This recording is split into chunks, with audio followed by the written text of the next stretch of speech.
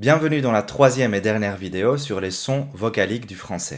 Dans cette vidéo, nous apprendrons à prononcer les sons un, on et en. Et ensuite, nous verrons les semi-voyelles. Pour les voyelles nasales, il est très important que vous notiez que pour les prononcer, il ne faut jamais prononcer le M ou le N. Cuando intentéis pronunciar una vocal nasal, nunca se pronuncia la M ni la N. Funciona muy bien cuando tienes la nariz taponada o tienes catarro. Le son un ou un, estos dos sonidos son cada día más complicados de distinguir por los mismos francófonos. Entonces los vamos a tratar como si fuese el mismo sonido. El sonido un. Es como una E nasal. Es decir, intentáis hacer una E con la nariz taponada y conseguiréis poco a poco sacar el sonido un. On les retrouve dans des expressions ou des mots comme de rien, de nada, la fin, el fin, la main, la mano, le parfum, el perfume, ou le chiffre 1.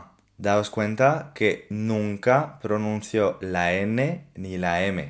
Ce son 1 peut s'écrire de différentes manières, par exemple I-N, A-I-N, E-I-N, U-M ou U-N. Le son ON, que es como una O con la nariz taponada, ON. Este funciona muy bien si tenéis catarro. Dans la phrase « Ils construisent un pont sur la montagne » ou par exemple dans le verbe « elles sont ». Ce son s'écrit toujours O-N. La dernière voyelle nasale, c'est le son « en », que es como una A nasal. En. Dans la phrase « Elle est grande » es alta. Elle a 30 ans. Tiene 30 años. Ce son peut s'écrire de deux manières différentes. A-N ou E-N. Avant de passer aux semi-voyelles, révisons les trois voyelles nasales. Un, on et en. Un, on, en. Les semi-voyelles sont au nombre de 3. Le son y, comme en espagnol, pied. Le son u, huit. Et le son w. Par exemple, le choix, la loi. Ce son s'écrira toujours OU ou alors OI. Wa. Et voilà pour la prononciation des sons vocaliques du français. Alors, pas si compliqué que ça, non?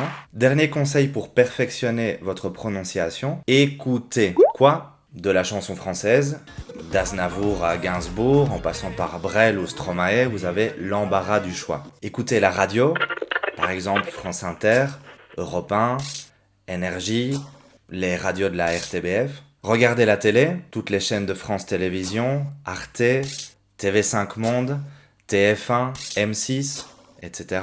Et regardez des films en français sous-titrés, par exemple sur Netflix, sur Filmin ou sur La Dos de Televisión Española. Et surtout, ne vous inquiétez pas.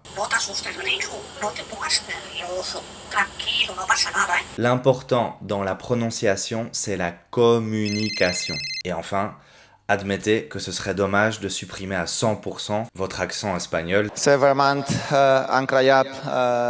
Je ne peux expliquer ma sensation. Tellement sexy et musical.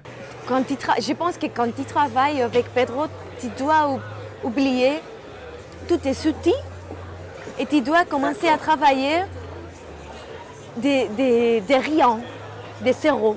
Allez, à très vite ici en francophonie pour une nouvelle leçon de El Profe de Francés y darle al me gusta, compartid, suscribíos y seguidme en Instagram para estar en contacto con el mundo de la lengua francesa y aprender a hablar como un nativo. ¡Chao!